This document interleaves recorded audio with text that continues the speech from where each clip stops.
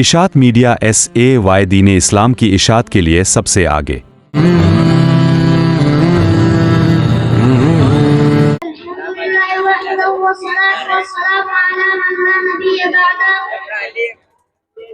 اما بعد،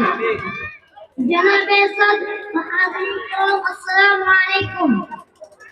میرے آج کی اس تقریر کا موضوع ہے پردہ، جو ہماری اسلامی ثقافت کا اعزاز ہے، عزت کا شعار ہے، ہماری غیرت ایمانی کا تقاضا ہے۔ آپ جانتے ہیں کہ ہمارا تعلق اسلام سے ہے۔ ہمارے لیے سب سے بڑی حجت اللہ تعالیٰ اور اس کے پیارے رسول صلی اللہ علیہ وسلم کا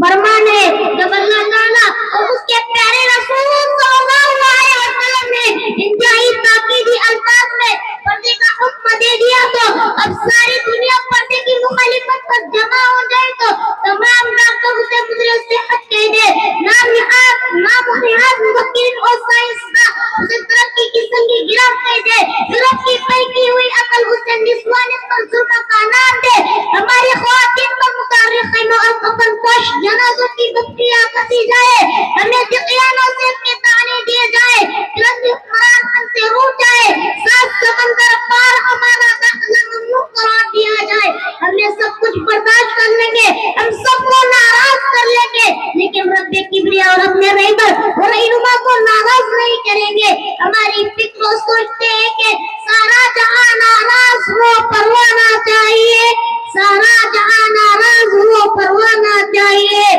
مد نظر تو مرضی نہ جانا چاہیے،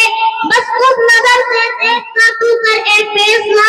بس اس نظر سے دیکھ کر تو کر اے فیصلہ، کیا کیا کرنا چاہیے کیا کیا کرنا نہ چاہیے۔ سرمت کرے کہ لمبی چوڑی باتوں اور قوم طویل تقریروں کا کوئی فائدہ نہیں، بلکہ دو کاموں میں سے ایک کام کرنا چاہیے، یا تو پھر دوستوں کی خاطر سردار کی باز لگا دینی چاہیے، یا پھر دوستوں کی دوستی سے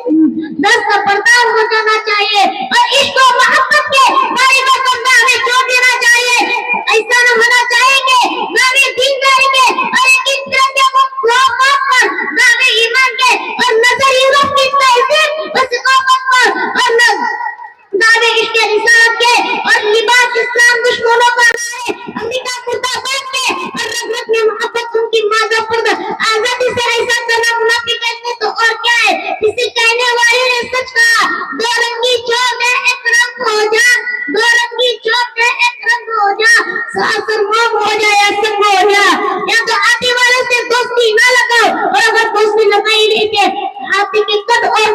بات کو اپنے سامنے رکھ کر اپنا ایسا مکان بناؤ جس میں ہاتھی سما سکے۔ یہ تو عرب کے ان کو دوبارہ انداز ہوا جو زبان سے ایمان کے دعوے کرتے تھے مگر ان کے دل ایمان سے خالی تھے۔ صحابہ کرام کے نزدیک کسی عورت کے آزاد ہونے کی نشانی یہ تھی کہ وہ با پردہ ہو گئی، اور جو عورتیں با پردہ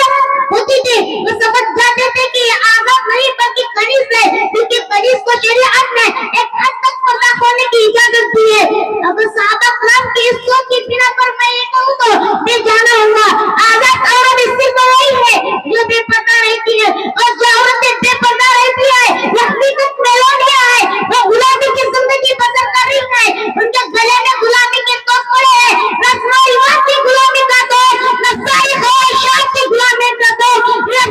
بھی نفس ثقافت کی غلامی کا توق۔ پردے سے بہتر معاشرتی خرابی اور جرائم کا استحباب ہو سکتا ہے، پردے سے بحیائی کا خاتمہ ہو سکتا ہے، پردے سے فحاشی و عریانے کا خاتمہ ہو سکتا ہے، پردے سے نوجوان نسل بے رحمی سے بچ سکتی ہے۔ آہستہ آہستہ پردہ اٹھ گیا، اب اسلام نے عورت کی حیا کا جتنا پاس رکھا تھا افسوس کہ آج شریعت کے سب احکام کو پامال کر کے آج کے اس دور میں حیا قابل تعریف بن گئی ہے، اور حیا کے سارے احکام کو اسے پوچھ کے ڈال دیا گیا ہے۔ پہلے میرے دوستوں، پہلے پردہ اترا، پھر چادر اتری، پھر دوپٹہ جو گلے میں ایک لکیر کی طرح رہ گیا تھا وہ بھی اتر گیا۔ اب لباس میں ایسا ہے کہ گلا کھلا، بال کھلے، سینہ کھلا اور پیٹ کھلا اور کمر کھلی، اور اب جسم کا کوئی حصہ باقی نہ رہا جو کھلا ہوا نہ ہو۔